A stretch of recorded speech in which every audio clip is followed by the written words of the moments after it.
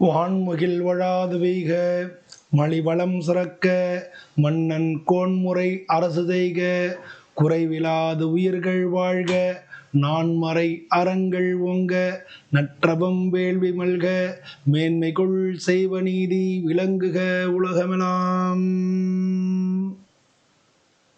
அன்பு நண்பர்களே, நம்ம எல்லாருக்குமே ஒரு விதமான எதிர்பார்ப்புகள் இருக்கும். ஒரு புது வருஷம் தொடங்குறது அப்படின்னா நம்ம சேனலில் நான் முதல்ல சொல்லிடுறேன், நம்ம சேனலில் நிறையா நாள் நம்ம வீடியோ போடாமல் இருந்ததுக்கு என்னுடைய பர்சனல் காரணங்கள் இருந்தது.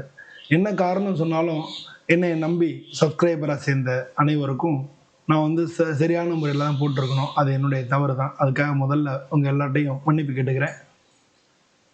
இப்போ நம்ம இந்த வருஷம் 2026 ஒவ்வொரு ராசிக்கும் எப்படி இருக்கு அப்படின்னு பார்க்க போகிறோம். பொதுவாக எல்லாருக்கும் ஒரு எதிர்பார்ப்பு இருக்கும். ஒரு வருஷம் தொடங்குறதுனா இந்த வருஷத்தில் இதெல்லாம் பண்ணிடணும் அப்படின்ற மாதிரி ஒரு எண்ணம் இருக்கும்.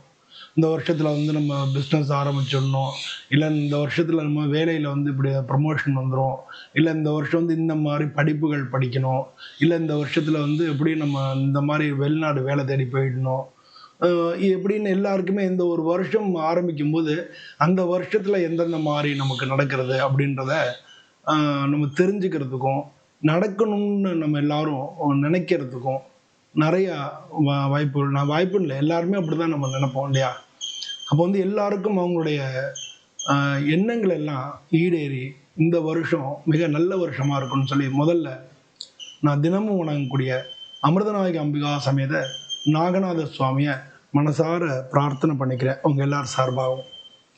இப்போ இந்த பதிவில் நம்ம 2026 நம்ம ஜோதிடப்பதி ஒவ்வொரு ராசிக்கும் எப்படி இருக்கு அப்படின்றத நம்ம பார்க்க போறோம்.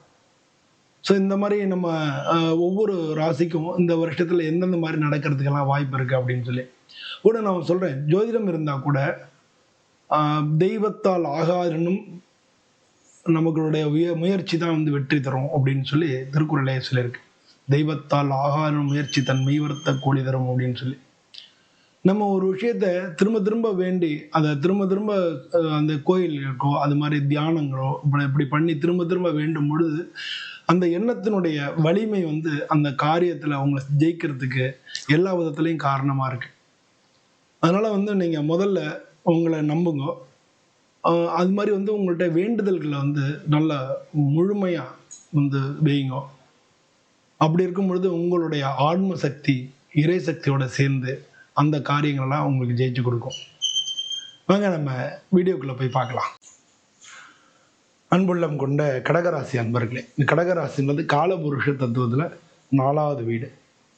இந்த கடக ராசிக்கு அதிபதி யாருன்னா சந்திரன். இந்த ராசியில இருக்கக்கூடிய நட்சத்திரங்கள் புனர்பூசம் 4ஆம் பாதம், பூசம், ஆயில்யம், இந்த நட்சத்திரங்கள்லாம் இந்த கடகராசியில இருக்கு. பொதுவாக கடகராசி அன்பர்கள் இதான ஒரு பிரச்சனை நினைச்சு திங்க் பண்ணிக்கிட்டே இருப்பாங்க. சந்திரமா மனசோ ஜாதக அப்படின்னு சொல்லி நமக்கு ஸ்லோகங்கள்ல சொல்றாங்க. அதாவது ஜாதகத்துல சந்திரன் மனோகாரகனா செயல்படுறான். அதனால உங்களுக்கு கொஞ்சம் ஒரு 10 நாளைக்கு நல்ல ஒரு சாகமா இருந்தாங்கன்னா 10 நாளைக்கு கொஞ்சம் டல்லாவும் இருப்பாங்க. எதையானும் ஒரு விஷயத்தை பத்தி அவங்க மனசு திங்க் பண்ணிக்கிட்டே நைன்னு பிரச்சனையா இருக்கா மாதிரியே இருக்கும், கவலைப்படுற மாதிரியே இருக்கும். ஸோ இது பொதுவாக கடகராசிக்கு இந்த மாதிரியான ஒரு குணாம்சம் இருக்கு. ஸோ இந்த கடகராசி அன்பர்களுக்கு 2026வது வருஷம், போன வருஷம் பார்த்தோம் அப்படின்னோம்னா உங்களுக்கு 2ஆம் இடத்துல கேது இருக்கு. உங்களுக்கு ஜாதகத்தில் 2/8 கேது இருக்கு. உங்களுக்கு 12ல் குரு பகவான் இருக்கார். ஸோ இதனால என்ன ஆகும் அப்படின்னா இழப்புகள் ஏற்படும், புதிய சொத்துக்கள் வாங்குறதுக்கு உண்டான வாய்ப்புகள் இருக்கும். பொதுவாக வீட்டில் யாருன்னு ஒருத்தருக்கான உடல்நிலை கோளாறுகள், மருத்துவ செலவினங்கள் இதெல்லாம் ஏற்படும். கணவன் மனைவிக்குள்ள கருத்து வேறுபாடுகள் ஏற்படும். இது மாதிரியான விஷயங்கள் எல்லாமே இந்த கடகராசிக்கு இருக்கும். ஸோ இது நெகட்டிவாக இருக்குது அப்படின்னு நினைக்க வேணாம், நம்ம இருக்கிறத நம்ம சொல்கிறோம். இது இந்த 2026 எப்படி இருக்கும் அப்படின்னு பார்க்க போகிறோம். இந்த 2026 பொறுத்தளவில் இந்த கடகராசி அன்பர்களுக்கு, ஆனால் இதில் பெரிய பெரிய ஆள் இருக்கிறவங்கலாம் கடகராசியில் இருக்காங்க. நல்ல பெரிய லெவலில் வரக்கூடியவங்களும் இருக்காங்க. பட் எல்லாருக்கும் கொஞ்சம் போன வருஷம் சொல்ல போனோம்னா மே மாதத்துக்கு அப்புறமே 2025 உங்களுக்கு டல்லுன்னு தான் சொல்லணும். ஒரு கடகராசி அன்பர்கள் 2025 கொஞ்சம் டல்லுன்னு தான் சொல்லணும்.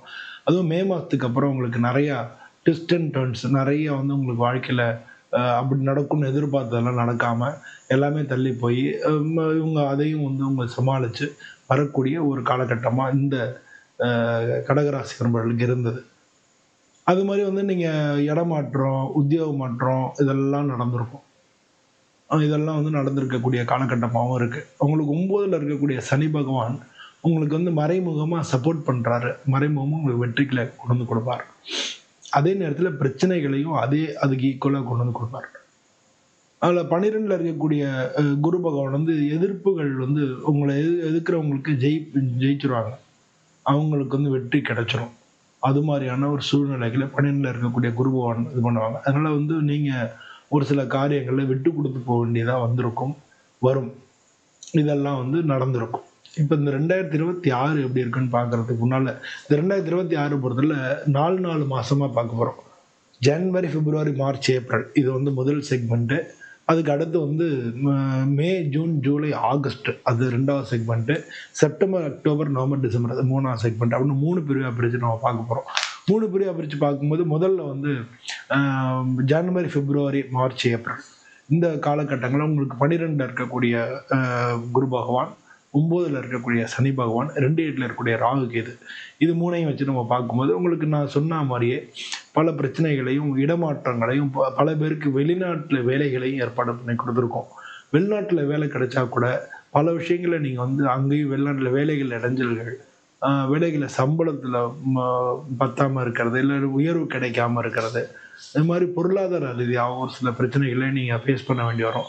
இதெல்லாம் வந்து வெளிநாட்டில் இருக்க வந்து உங்களுக்கு நடக்கக்கூடிய ஒரு பிரச்சனைகளாக இருக்குது. அது மாதிரி பல சந்தர்ப்பங்கள் வந்து 9ஆம் இடத்துல இருக்கக்கூடிய சனி பகவான் அவர் வந்து உங்களுக்கு வெளிநாடு வாய்ப்புகளை ஏற்படுத்தி கொடுப்பாரு. திடீர் வாய்ப்புகளை ஏற்படுத்தி கொடுப்பாரு. அதனால் திடீர்னு உங்களுக்கு நல்ல ஒரு கான்டாக்ட் மூலமாக நல்ல ஒரு செய்திகளும் கிடைக்கும்.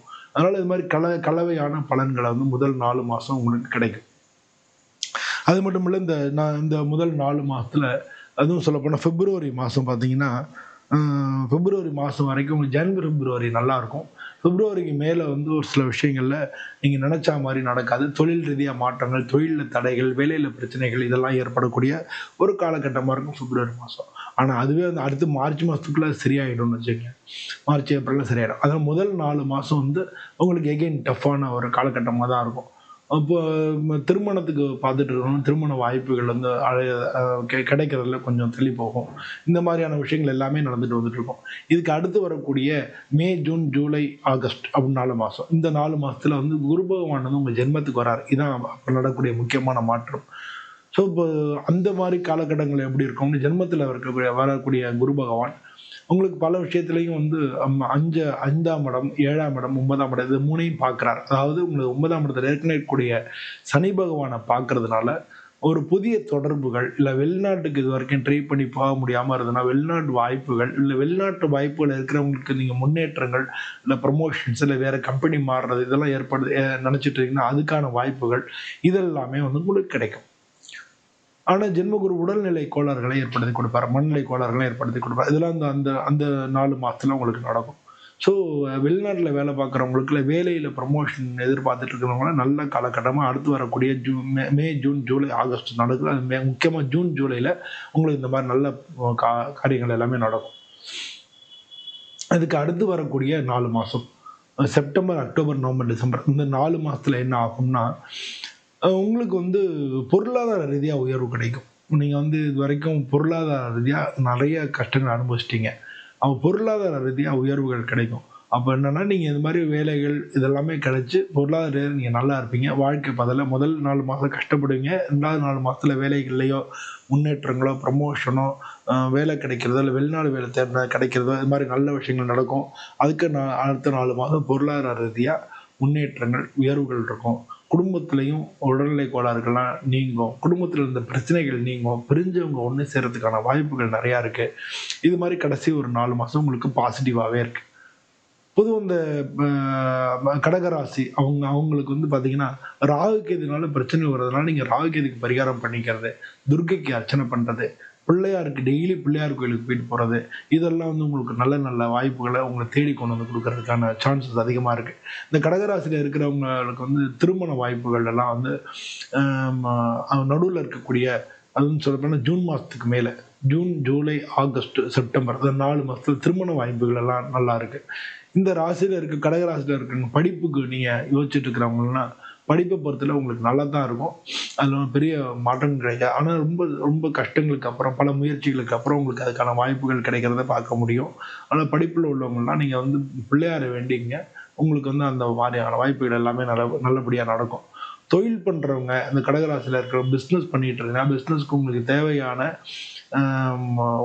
ஒத்துழைப்பு எல்லாமே கிடைக்கும். ஒத்துழைப்பு எல்லாமே வந்து 9ல் சனி பகவான் இருக்கனால தொழில் ரீதியாக உங்களுக்கு தேவையான ஒத்துழைப்பு எல்லாம் கிடைக்கும்.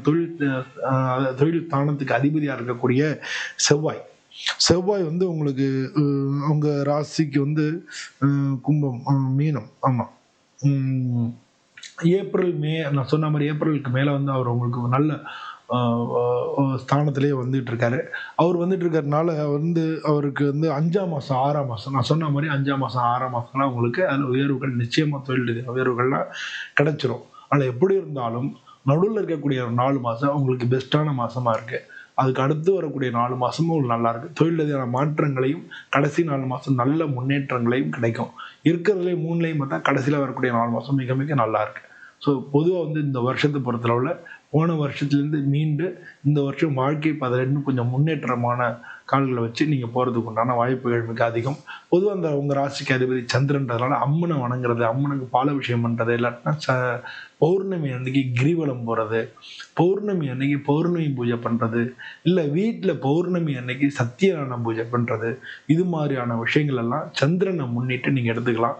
பொதுவாக சந்திரனுக்கு வந்து சந்திரனால் ஏற்படக்கூடிய தோஷங்கள் நீங்கிறதுக்கு சங்கடகர சதுர்த்தி அன்னைக்கு விநாயகப் பெருமானை வேண்டிக்கிறது நல்லது. ஒவ்வொரு சங்கடகர சதுர்த்தியும் விநாயகப் பெருமானுக்கு அருகம்புல்ல மாலை போட்டு வேண்டிக்கிட்டு வந்தீங்கன்னா சந்திரனால் ஏற்படக்கூடிய எல்லா விதமான தோஷங்கள் நீங்கி வாழ்க்கையில் எல்லா நற்பலன்கள் கிடைக்கும்னு சொல்லி வேதாகமங்கள் சொல்கிறது. அதனால் நீங்கள் வந்து சங்கடகர சதுர்த்தியை வணங்குறத நீங்கள் ரெகுலராக வச்சுக்கிட்டீங்கனாலே உங்களுக்கு வாழ்க்கையில் எல்லா விதத்திலும் மிக நல்ல பலன்களை கொண்டு வந்து கிடைக்கும். உங்களுக்கு இந்த 2026 மிக நல்ல பலன்கள் கிடைக்கும்னு சொல்லி நானும் சுவாமியை பிரார்த்தனை பண்ணிக்கிறேன். உங்கள்கிட்ட விடைபெறுகிறேன். நம்ம நம்ம சேனலில் பாமணி ஜோரம் சேனலை ஷேர் பண்ணுங்கள், சப்ஸ்கிரைப் பண்ணுங்கள், லைக் பண்ணுங்கள். மீண்டும் இது மாதிரி இன்னொரு வீடியோவில் உங்களை சந்திக்கிறேன். அனைவருக்கும் நன்றி, வணக்கம்.